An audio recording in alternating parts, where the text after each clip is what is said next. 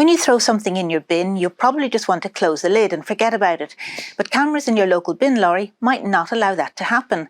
The two largest bin companies in the country, Panda and Greyhound, are introducing what they call a cleaner bin imaging system. Cameras in their bin lorries will take pictures of what's in each bin.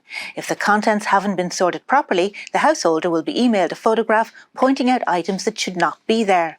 The system is designed to stop people putting items that could be recycled into their general waste bin, where they're likely to be destroyed. More importantly, it aims to stop people from ruining entire truckloads of recyclables by throwing food waste, soiled nappies and other contaminating items into their green bin. A small number of customers who were part of a trial run have raised concerns about their privacy.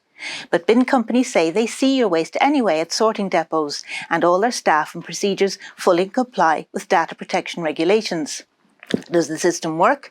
Panda says they saw 50% less bin contamination during the trial period. Other companies have been watching the experiment with interest, and several are understood to be keen to follow suit. For more on this story and more, check out the Irish Independent.